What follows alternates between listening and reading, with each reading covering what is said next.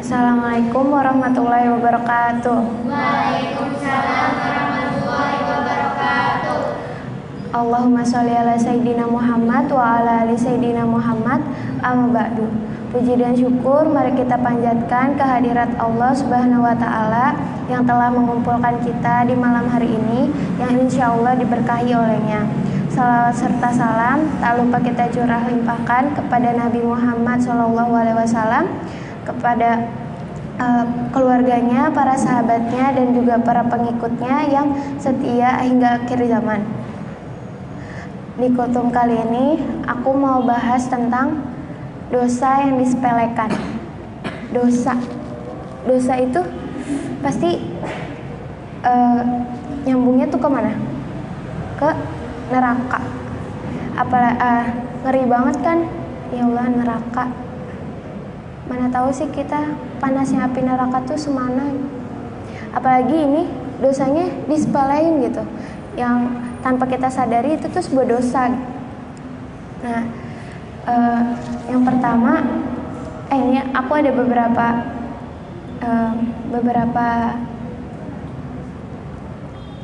contoh. Yang pertama itu gosok. Apa sih gosok tuh? Bagi kalangan santri pasti udah pada tahu lah ya gosok tuh apa. Jadi kita tuh minjem barang orang tapi nggak izin gitu.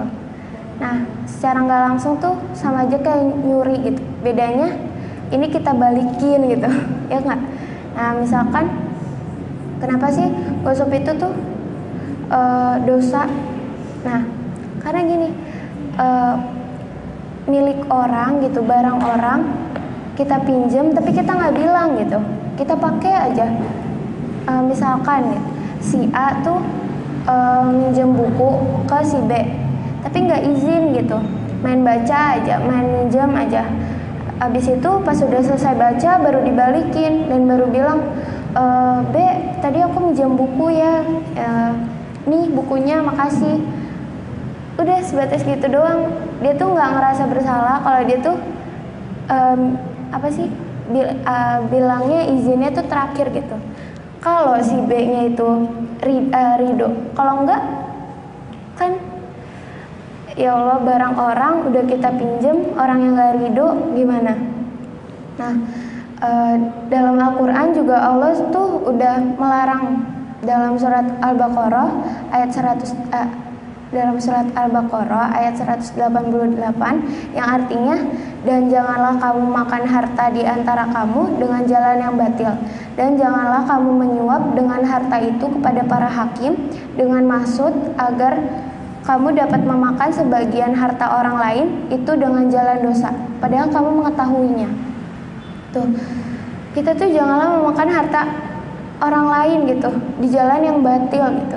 Kalau kita udah izin duluan kan enak gitu, kita minjemnya juga, makanya juga plong gitu, karena kita udah izin duluan. Tapi kalau kita izinnya pas akhir, kalau barangnya itu masih utuh, kalau misalkan rusak, misalkan tadi contoh yang tadi, terus bukunya itu rusak, misalkan bukunya robek, terus kita balikin, sekalian kita bilang gitu, kita baru izin, sekalian kita balikin buku dia yang robek gitu. Udah kita gosok, ngerusakin barang orang, itu dosanya udah berlipat-lipat gitu. Nah, kalau si B-nya itu yang punya buku ridho gitu sama apa yang dilakuin gitu, kalau enggak kan kita harus ganti. Harus gantinya apa? Dan harus gantinya itu harus yang lebih baik dari barang yang kita rusak itu, karena kita udah minjem yang nggak izin gitu, udah ngerusakin barang dia. Nah, itu kan ngeri banget gitu dosanya, dosa gosok tuh. Nah, yang kedua itu menyakiti hati teman, baik itu perkataan maupun perbuatan. Janganlah sampai kita tuh nyakitin hati teman gitu. Misalkan si A tuh berbuat salah misalkan, terus si B tuh niatnya awalnya baik nih, mau ngingetin, tapi caranya salah. Misalkan si B tuh ngingetin dengan kata-kata yang dengan kayak memaki-maki misalkan, atau kata-katanya kurang pantas buat didengar, apalagi itu memperingatinya di di umum gitu loh, banyak orang di situ. Itu kan udah orang yang diingetinnya orang yang salah itu tadi, kalau dia sakit hati sama kata-kata kita gimana? Padahal maksud kita awalnya baik gitu, mau ngingetin dia. Tapi kalau kata-kata kita sampai menyakiti dia, dianya kan terzolimi nantinya. Dianya terzolimi. Terus juga kalau dianya nggak ikhlas sama kata-kata kita, dia merasa terzolimi, kan dosanya ke kita. Padahal awalnya tuh kita baik gitu. Dan bahkan sampai misalkan orang itu tuh, sampai orang yang salah itu tuh diem gitu, sampai benar-benar nggak bisa ngomong lagi gitu, bahkan nangis mungkin. Dan kita yang abis ngebilangin kayak gitu, misalkan nauzubillahnya tuh ngerasa kayak puas sama kata-kata kita, udah bikin dia diem gitu. Padahal diemnya dia belum tentu mikir gitu. Kalau diemnya dia ngerasa sakit hati sama kata-kata kita gimana? Kan ya Allah, dia terzolimi gitu. Seharusnya setelah kita mengingatkan, maksud kita mengingatkan itu, setelah itu kita juga minta maaf, takutnya ada kata-kata kita yang menyakiti dia. Nah, bukannya malah kita ngerasa puas sama kata-kata kita yang udah bikin dia tuh diem gitu, udah bikin dia tuh gak bisa ngomong apa-apa lagi gitu. Nah, yang ketiga itu bohong. Berbohong itu tuh, kalau orang keseringan bohong itu tuh bisa jadi habits gitu.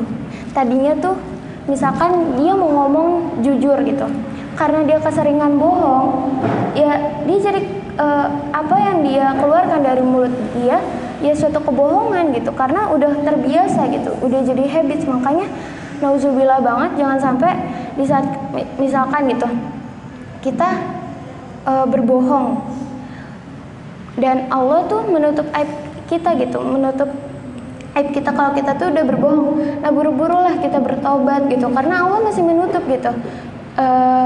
Bersyukurlah kita buru-buru bertobat, jangan sampai kita melakukan kesalahan yang sama. Karena apa? Karena Allah tuh masih baik gitu, menutup aib kita. Jangan sampai suatu kebohongan itu kebongkar gitu, dan itu tuh pasti bakal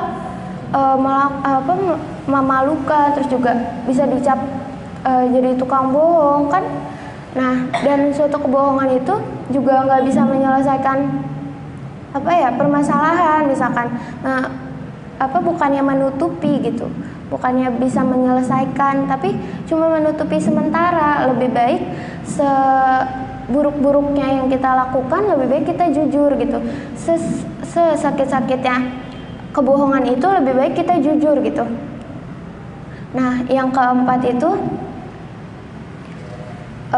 gibah. Kalau udah ngomongin gibah, siapa sih yang nggak tahu gibah, apalagi cewek gitu, mulut perempuan. Nauzubillah banget. Gibah tuh padahal tadinya tuh kita misalkan gak sengaja gitu ngomongin orang, tapi keterusan gitu, sampai kita sadar itu suatu gibah, kita masih melanjutkan, kan nauzubillah banget gitu. Karena apa?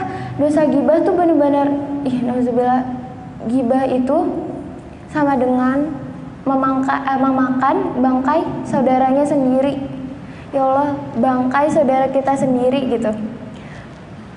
Misalkan aku punya kakak gitu, dan karena aku gibah itu tuh memakan bangkai kakakku sendiri, kan nauzubillah banget gitu. Nah, makanya jangan sampai di saat kita misalkan menemukan orang yang misalkan teman kita lagi gibah, lebih baik kita ingetin gitu. Tapi kadang misalkan orang itu malah berdalih gitu, berdalihnya dengan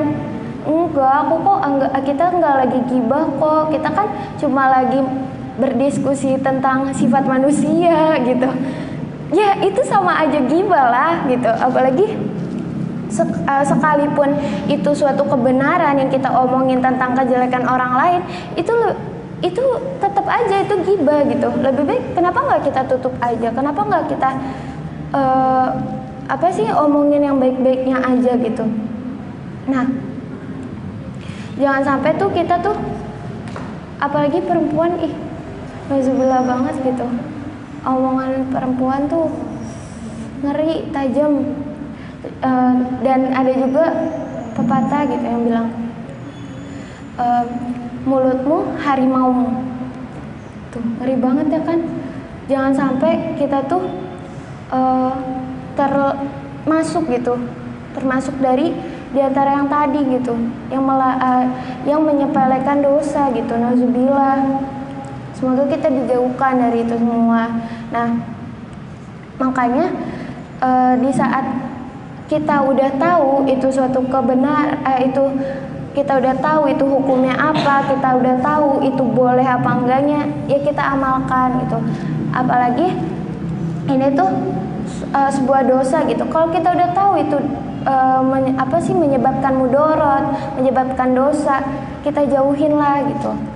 Nah, segitu aja kultum aku kali ini. Kurang lebihnya mohon maaf. Kesalahan datangnya dari aku sendiri, kebenaran datangnya dari Allah. Wabillahi taufik wal hidayah. Wassalamualaikum warahmatullahi wabarakatuh. Waalaikumsalam.